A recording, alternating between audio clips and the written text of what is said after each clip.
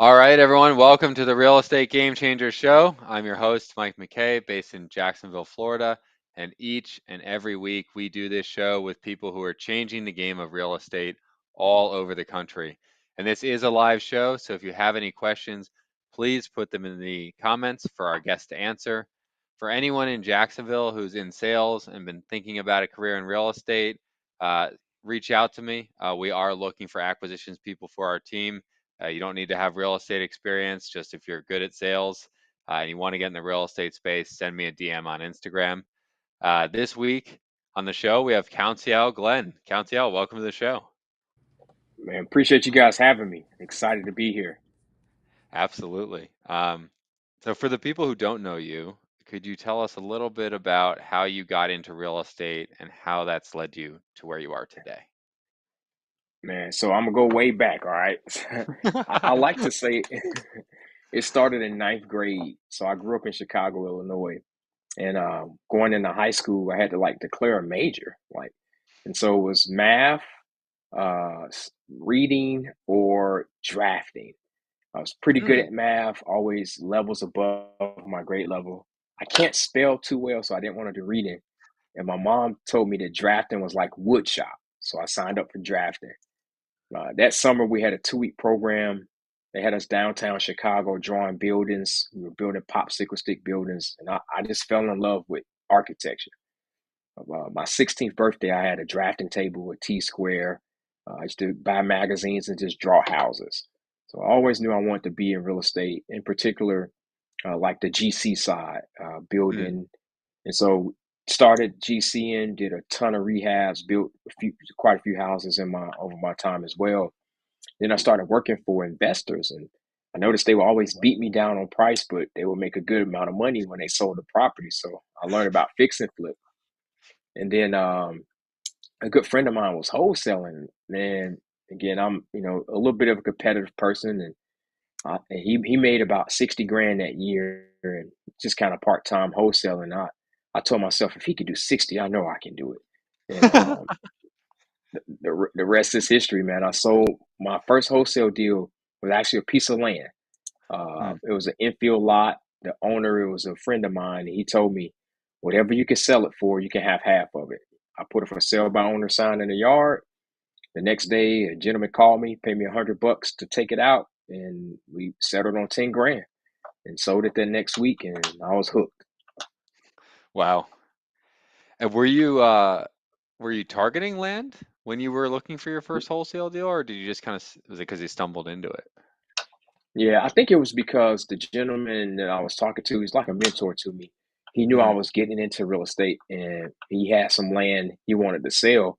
And to be honest with you, my first probably six transactions were either pieces of land he owned or controlled. Like, so once he saw me sell that first Hmm. one, he gave me two more. Then he gave me two more. And so we sold about five or six for him, or just something land he controlled or owned. And Hmm. yeah, the rest was history. Once I started that, I ran into a YouTube video by a guy named Max Maxwell.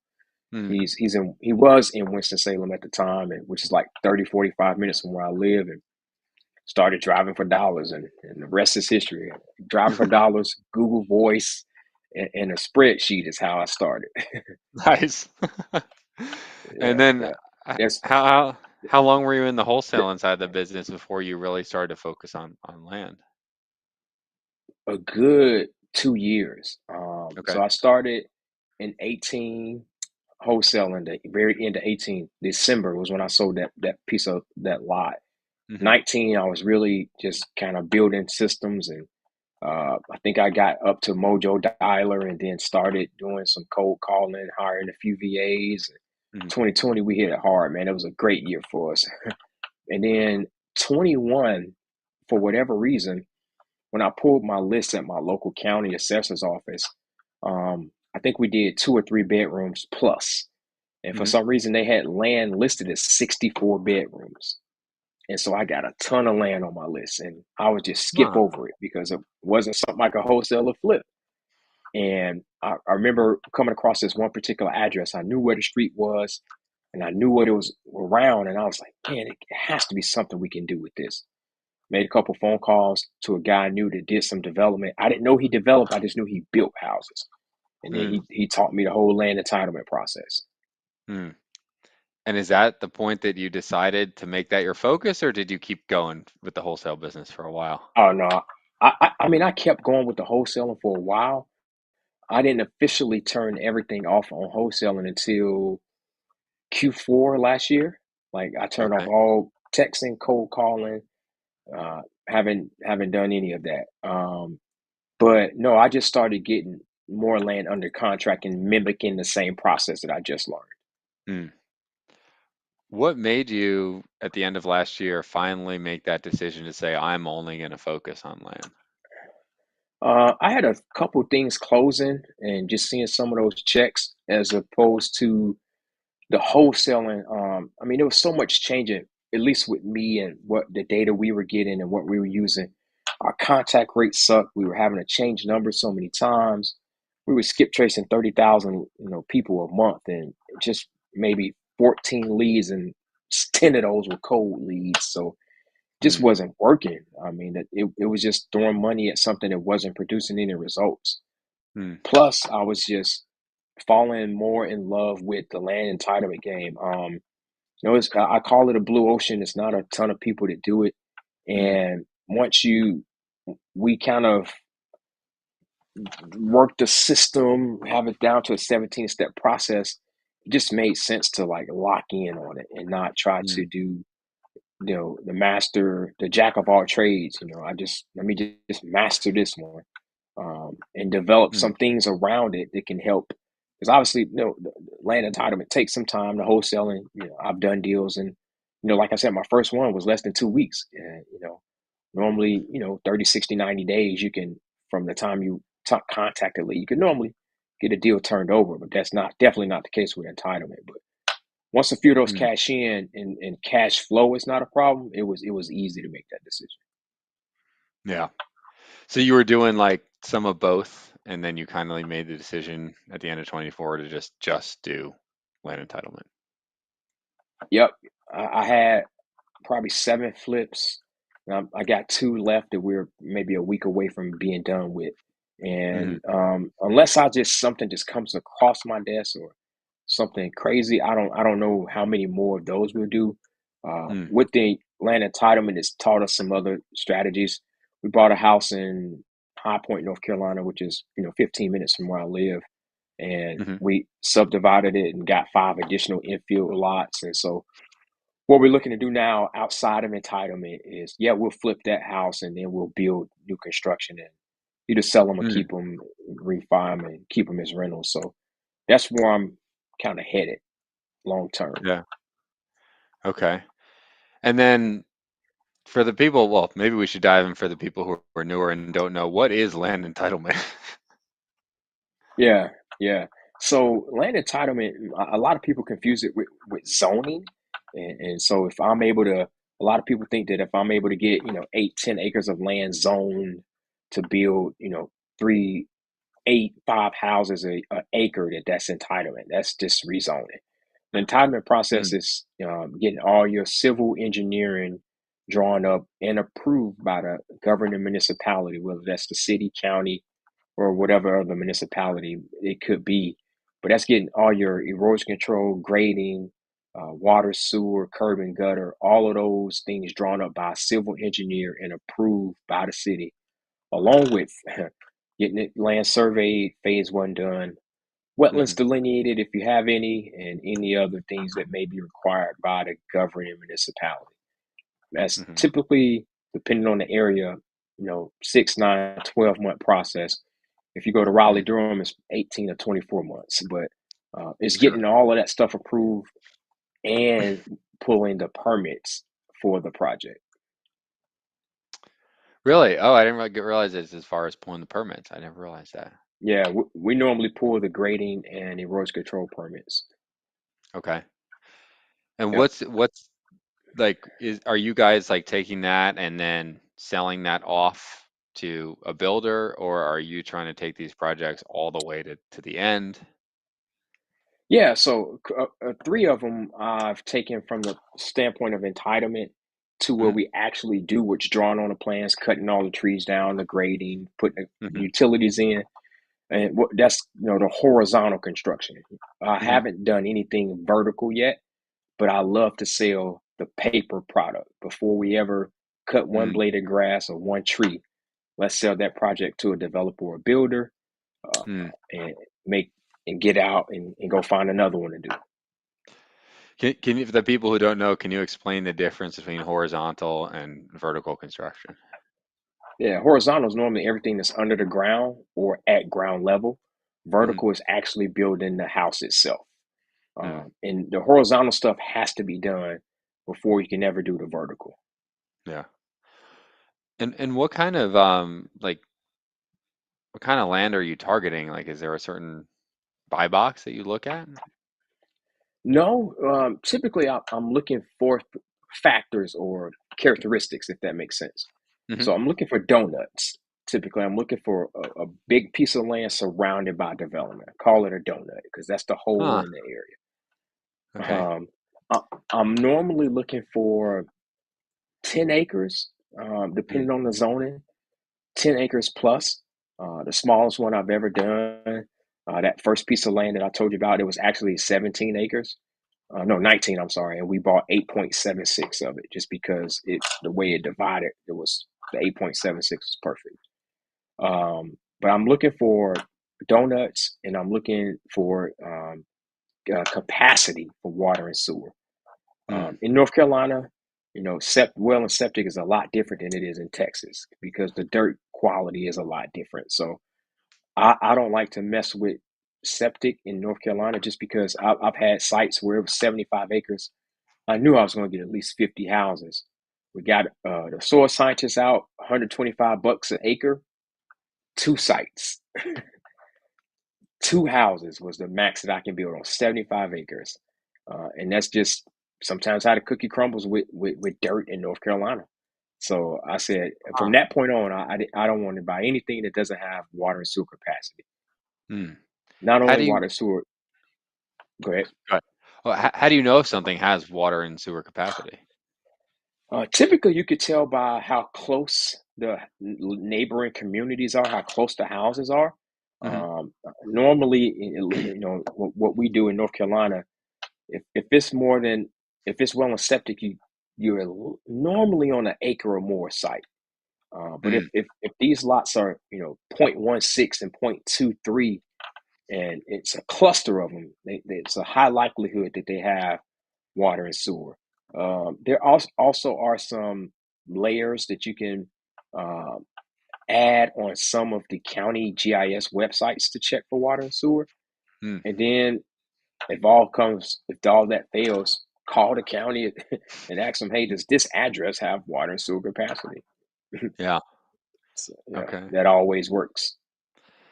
And outside of just looking for water and sewer capacity, right? Is there any other reason you like the donut? Like, Because that's normally an infill lot, and okay. if it's an infill lot, that infrastructure is already there. That's and I also Ah. love like being kind of where stuff is coming. So typically, you'll see cities expand out, Mm-hmm. and so if you can be in the area where it's coming and has already been, that's always a good sign because that's normally where new communities are formed. That normally helps with pricing as well because the older houses won't lower the comps for the new construction because on the outskirts and where things are expanding, everything is new. So all your competition's got new builds too. That makes sense. Yep. What else do you look out for when you're looking for these land entitlement deals? I'm typically looking to see where builders are.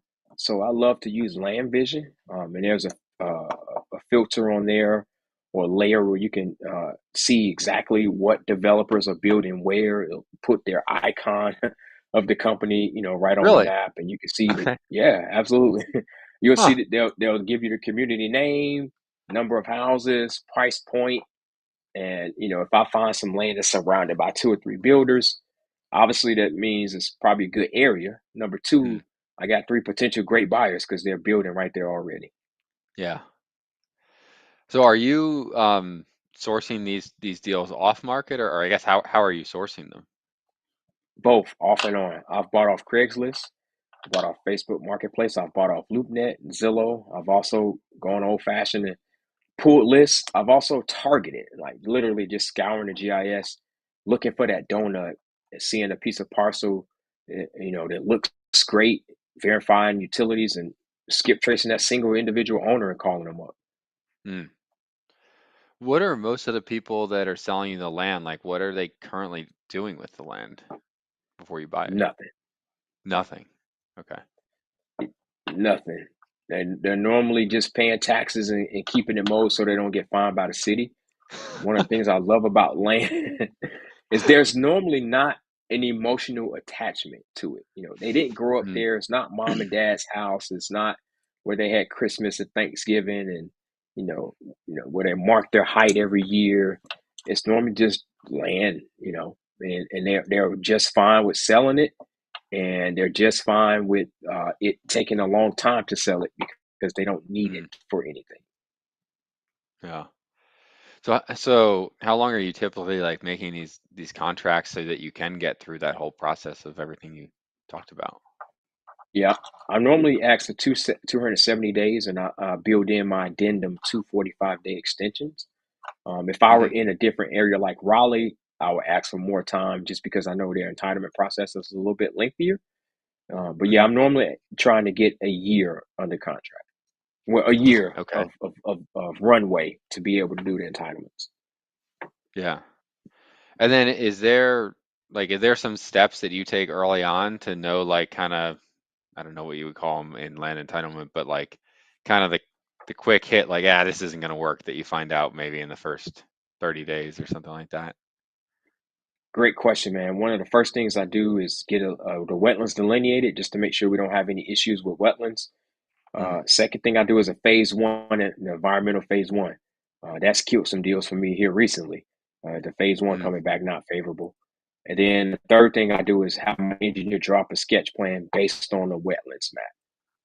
Once I get those mm, three things, by that time I've already verified capacity with water and sewer, things of that mm. nature. Once I do those three, I can then go and honestly I can go and sell that project with just that sketch plan.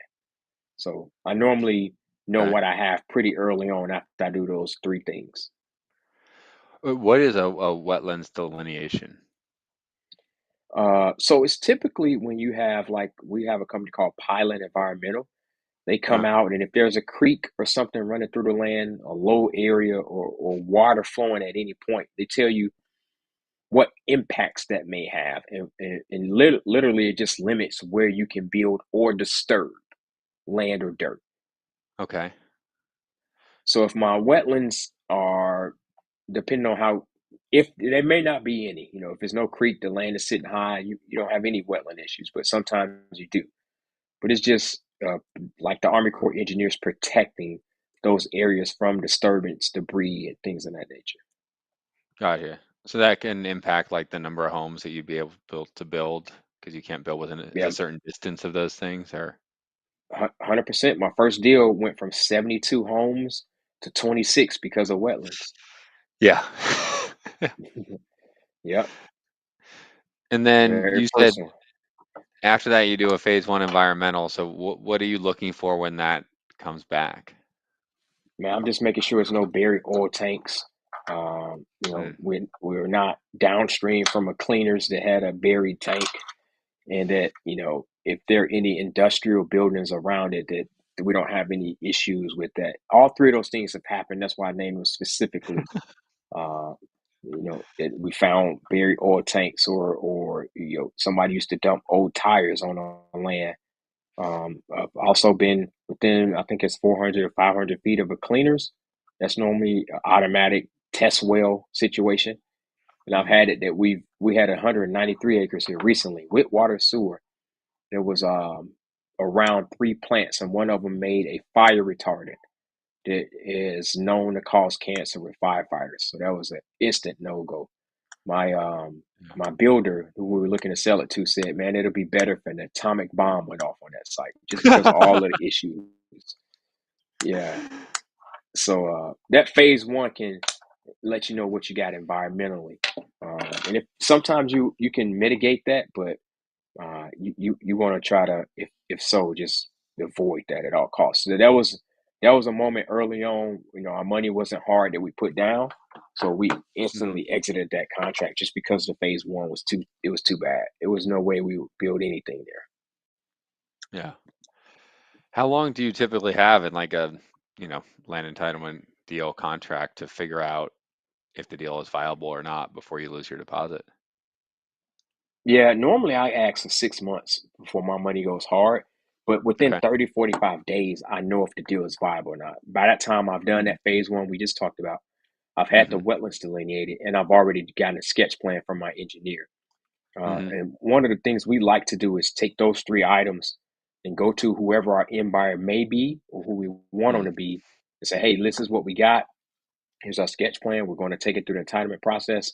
And typically we can get a LOI and execute it with that end buyer and get a contract to purchase and have money in escrow. And that way we got a guarantee end buyer is just off to the races from there. Gotcha. And then, but you still continue to take it through the process. You don't sell it to them at that point. You keep going. Yep, I keep going. So now that we've done all that, it's time for our engineer to have our sketch review meeting with the city or county. It's time for us to get a topo survey and then let the engineer do his thing, which can take months. But let them do their whole design and get that thing done. Yeah. And then, like, how are you deciding? Let's say you have this piece of land, let's call it 10 acres, for example, and you've got those first three things back, and you're trying to kind of bring it out to some buyers. Like, how are you deciding like how much to ask for that property? Because it's not like a house, right? It's not quite as simple, or maybe it is. Maybe I just don't know.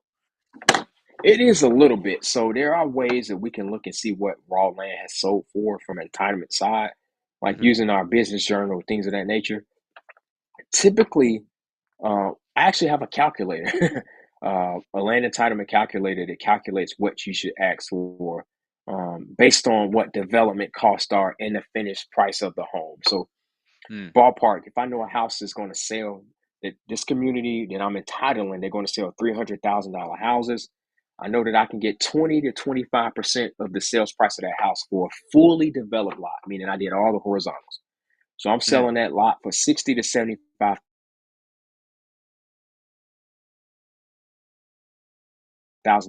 finished, ready to go.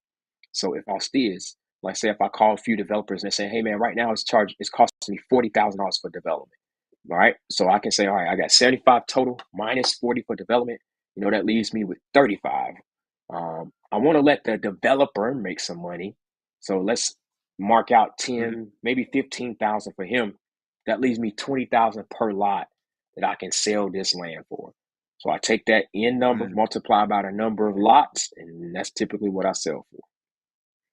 Gotcha. And that's been being very true that we're in the mid to high 20s of what we're selling entitled land for in North Carolina. Now, depending on where Mm, you are and what home prices are selling for, that number can definitely increase. right. And then sometimes you're doing the horizontal and sometimes not, or how does Yeah. that work? Yeah, man, I think it sounded cool to do the horizontals, and we're going through it, we're getting it done. But I love selling entitled. You don't have to worry Mm, about takedown schedules from the builder, rain delays. I mean, you just get the project done on paper and sell it and run to the next one, as opposed to yeah. being in another 2.5 years, because some of these Oh, sites take 9 months, a year to develop. Then I have to sell the lot on a takedown schedule predetermined by the buyer per the contract. So, yeah, what is it? What's a takedown schedule? literally the builder will tell you, hey, out of these 66 lots you're developing, I'm buying 22 in quarter one, 22 in quarter two, Uh, 23 in quarter three, 22 in quarter three. They literally break down how many lots they're buying and when they're buying them. Normally, it's every 3 to 6 months they'll do a takedown. okay. So if it's 6 months, that's a year and a half of selling plus a year of development. So Mm. So they don't want to. Is that because they only have the capacity to build so many at a time or sell so many at a time? Builders are a lot smarter than we are, man. They know what they're doing. I think they could build all of them at once if they want to, but they're trying to hedge their bets, Mm, and let's make sure this community is going to sell well before we buy all of them. Because if hmm. they buy 22 lots and it takes them a year to sell 22, guess what's not happening? They're not doing that second takedown. Yeah, right. So, and that's the thing with development, man. Based on the success of the builder, it can be a great ride or a terrible ride for you as a developer. Right. So that's why Hence you the prefer reason to we kind of, want to sell entitled. Yeah, yeah, sell it early and like exactly. let them handle that. All right. Okay. Y'all figure that out. Cash me out, get me out the deal. Y'all can figure the rest out. I understand I'm leaving some money on the table, but I'm making pretty good money. So Yeah. yeah. So were you saying before, so that's 6 to 9 months to typically sell the um, entitled land is what you're typically looking at, or Yeah, typically from when I get under contract, I like to be um I like to say normally it's 9 to 12 months. I've seen it mm, faster, but typically from the point we get under contract, 9 to 12 months later, you should be able to have it fully entitled and ready to sell. okay. And what makes your process of entitling land different than other people who are doing it? Great question, man. One of the things is, like we said, that within that first 30, 45 days, we've identified our end buyer and we normally have at least the LOI, if not a fully executed contract with deposit from that Mm, builder. So that's one of the things that uh, helps us and makes us a little bit different is just the process. Um, we've just also been able to do pretty well at developing partnerships, man. We have a free community that we talk about land entitlement on Facebook, and yeah, we have a course, but we got some people that, hey man, I got a project, I wanna do it. Can you help me? Yeah, we have a great vehicle to be able to partner with individuals, quarterback a deal with them, standing right by our side, kind of like Brett Favre, mm. Aaron Rodgers type thing, and allow them to learn while earning.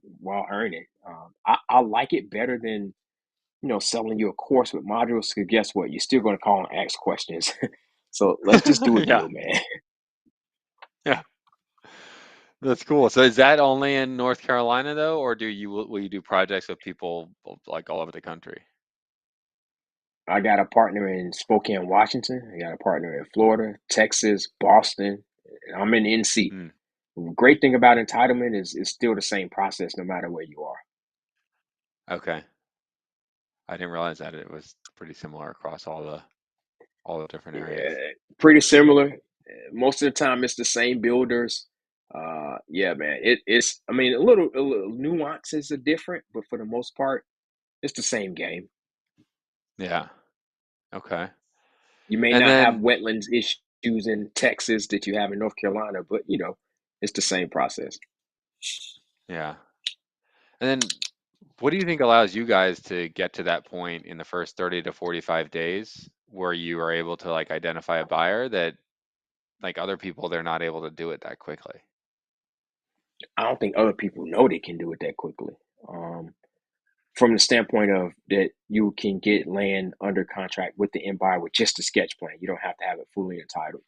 Um, Mm, I've listed land on the MLS not entitled via a sketch plan and gotten it under contract. Just the strategy we like to use. If I have my end buyer in hand, in tow, I mean, it makes you run a little bit faster to the finish line, and it kind of mm, secures you knowing, hey, if I spend this 50, 60, $100,000 on entitlement, I know I'm going to get it back times X because we have this end buyer under contract already. mm. So a lot of people they're waiting until they get through the whole entitlement process to start looking for a buyer. I've seen it done before. I would never do it.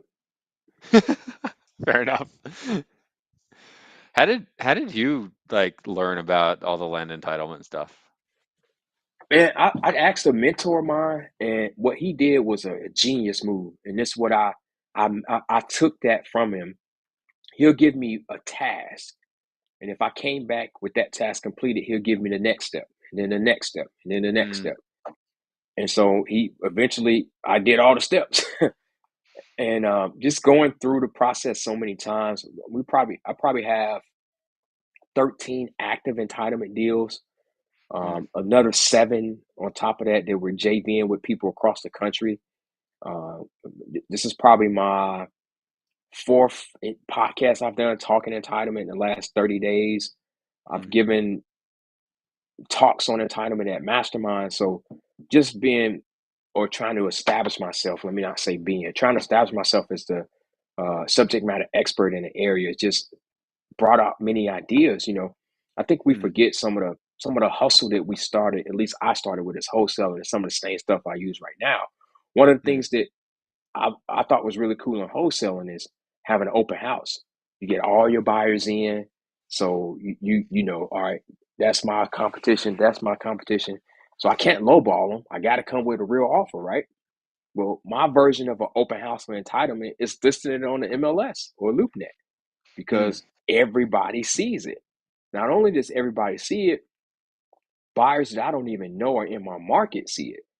That's how we met uh, the family office out of Boston. They found it on MLS.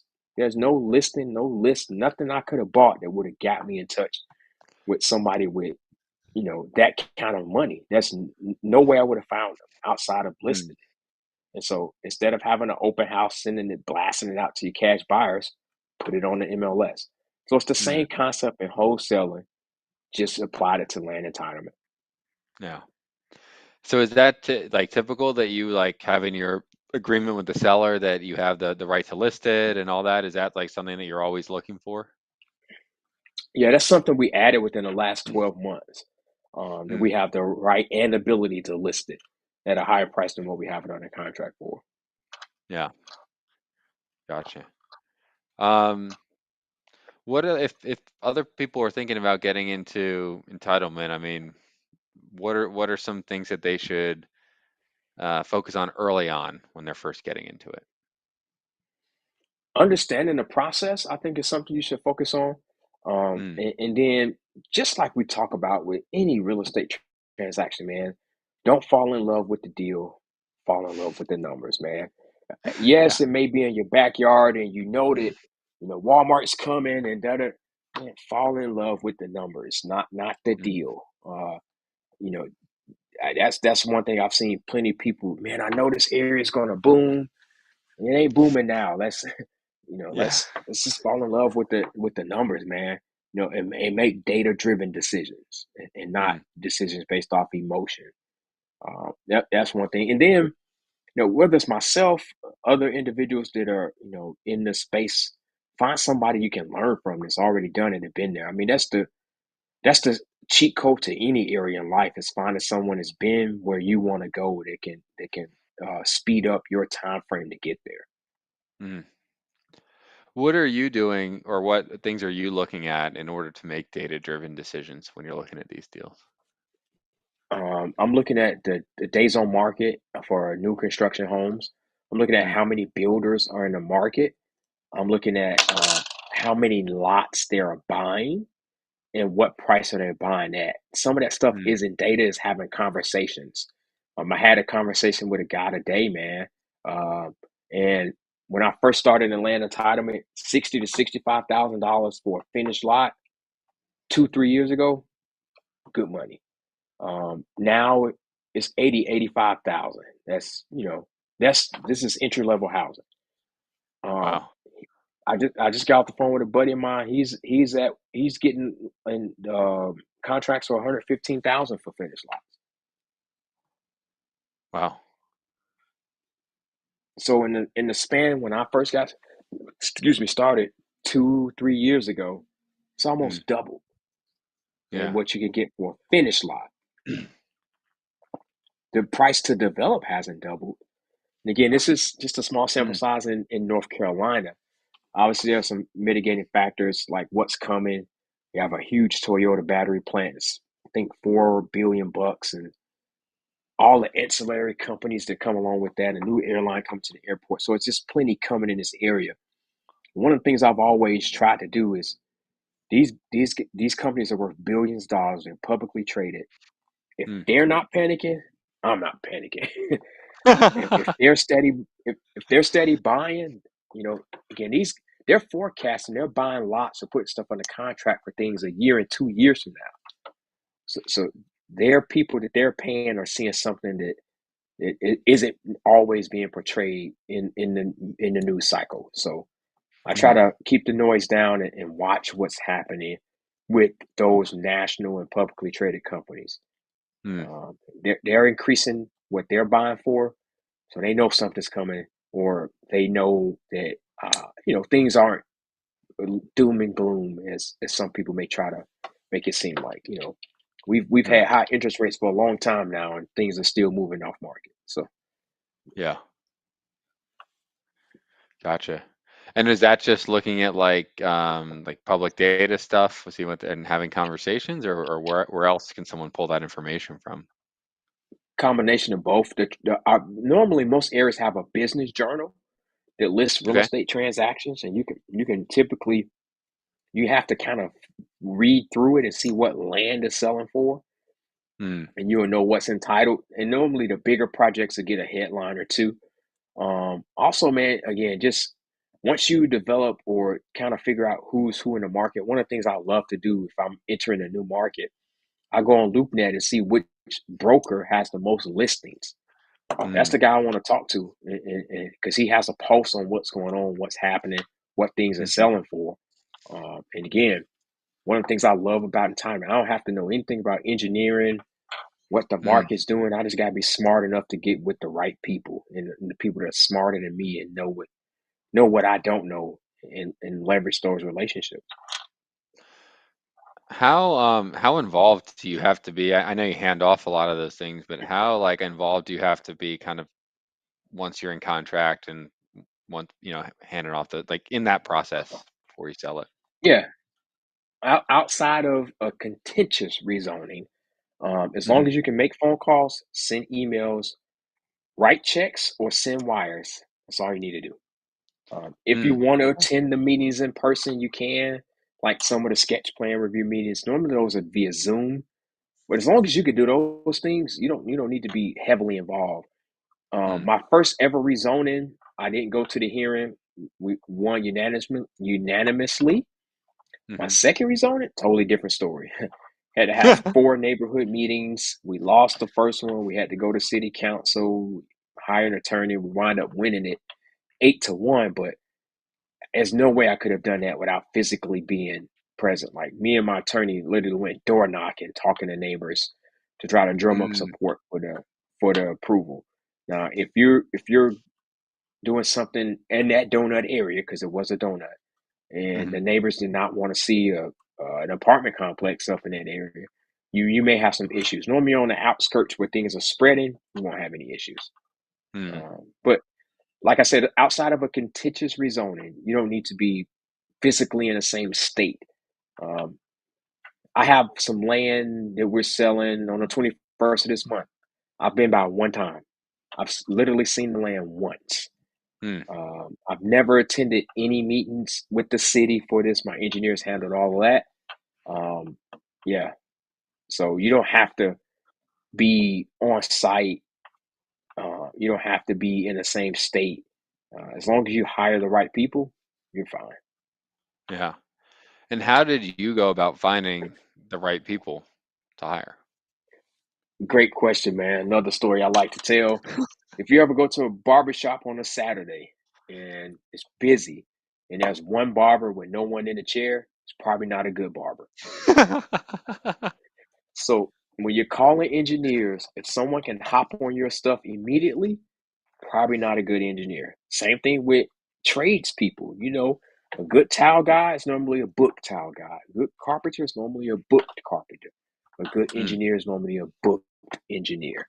So I normally make a few calls based on some suggestions, um, or Google, and just ask, "Hey man, I'm looking at doing a development. Have you done anything this size? Can you tell me about your last few? Anything you can send me? How quickly can you get on my project?" Normally, I want to hear, "Wait, man, we're about 30, 45 days, maybe 60 days out before I can look at it." Great. That means he's busy, which is Mm. cool because I don't want anybody who can jump on it right away. Mm, That's normally not a good sign. And I've just had bad experiences with engineers who are readily available. I don't mind waiting a couple weeks or a month before you can give mm, me a sketch plan. That's fine. yeah. And then besides like, Googling them like you said, I think you got them from somewhere else. Was it referrals or I guess where are you sourcing them besides just searching online? Yeah, so outside of online, one of the things I've done in times past is called the planning department at the city. Hey Hmm. man, which engineer do you guys like to work with?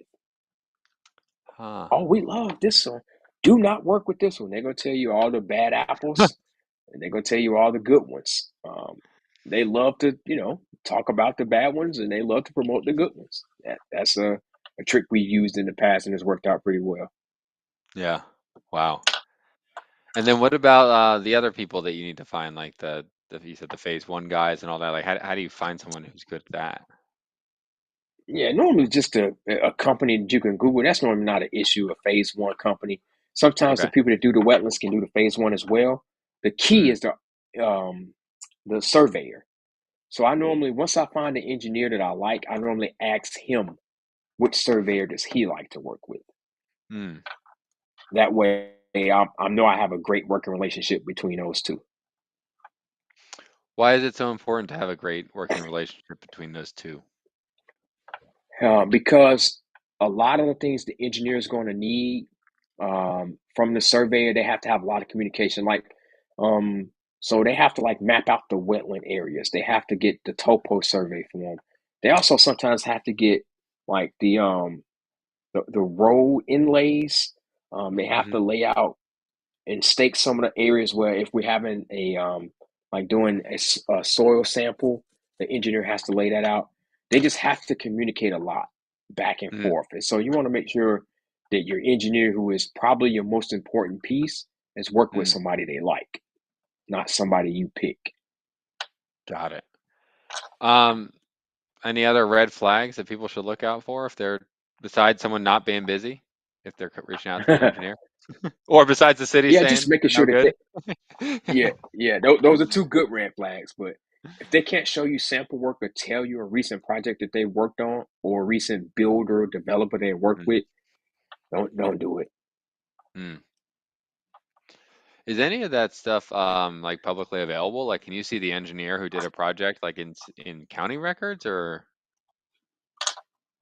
No, definitely not county records. There are some records.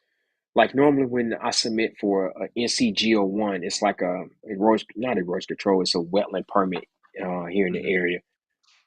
I normally, when I submit for that, I normally get calls from publications and people trying to get data for what's coming. Like they asking me what my price point is, when we're expecting to start construction, when we're finishing.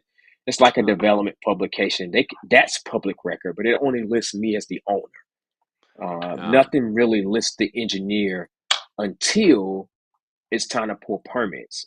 And obviously, when they pull permits on the title block, it lists who the engineer is.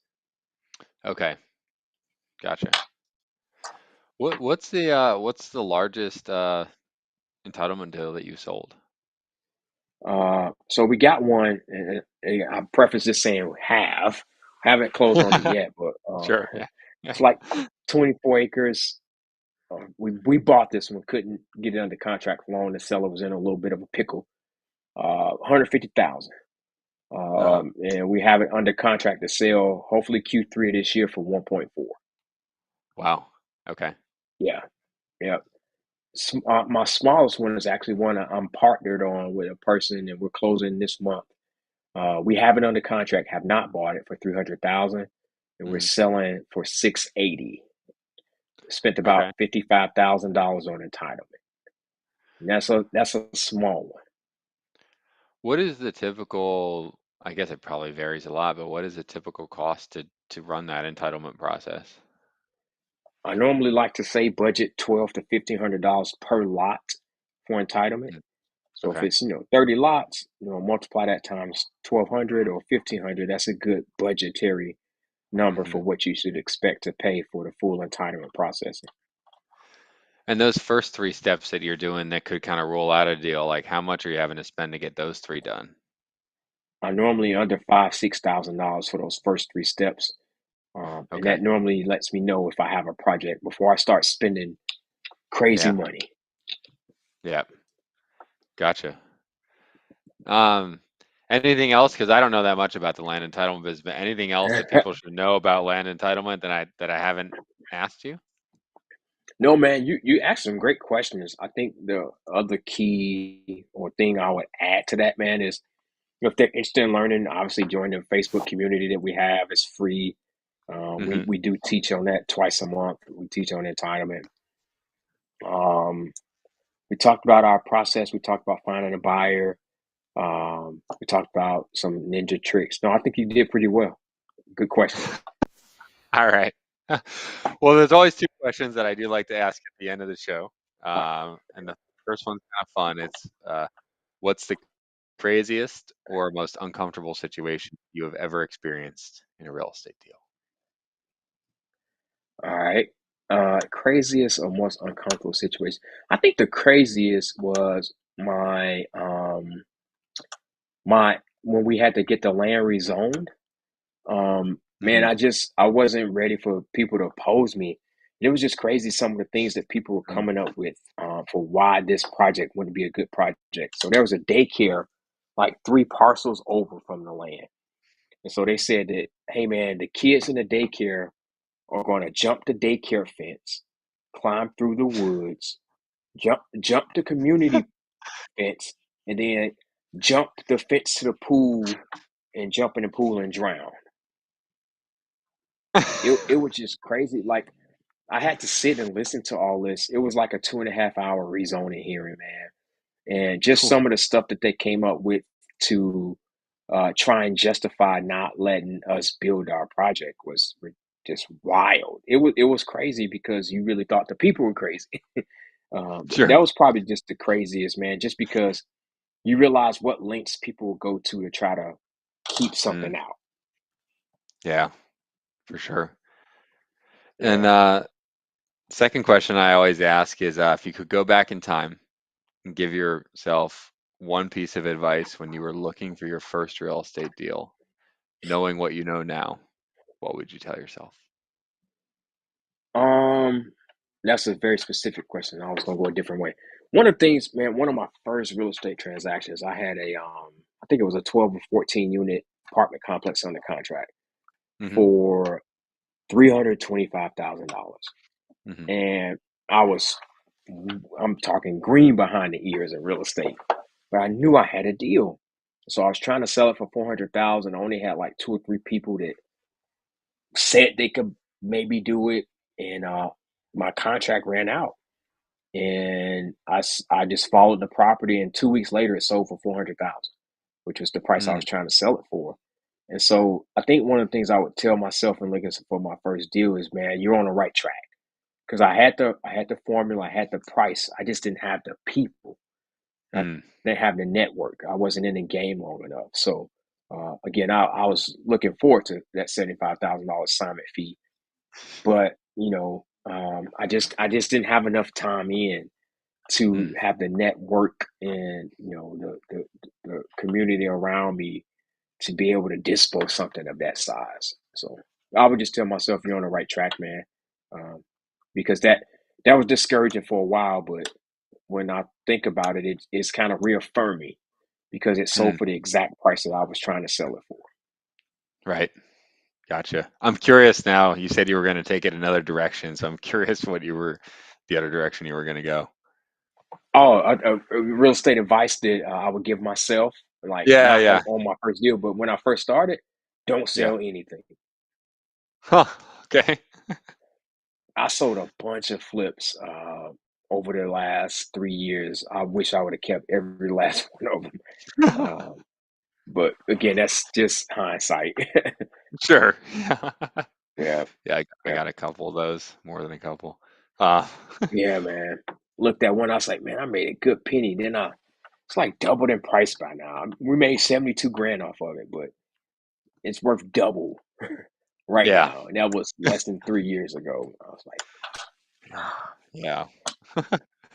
Well, yeah. if people want to reach out to you after the show if they have questions, or maybe they're interested in joining your Facebook group so they can learn a little bit more about entitling land, how can they go about getting in touch with you? Yeah, man. Hopefully you got the link. I think our Facebook group is Six Figure Land Entitlement Deals for Real Estate Investors.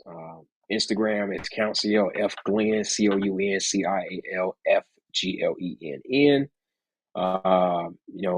You could go to our website as well, entitleland.com. I'm sure that savvy tech people at Game Changers will have all that information linked in. But Yeah. I think the Facebook group and the website would be pretty cool. Of course, you could always follow me on Insta. But yeah, that Facebook group is probably gold. Cool. Well, awesome, man. Thanks for being on the show. This is great. Thanks for having me, man. I appreciate it.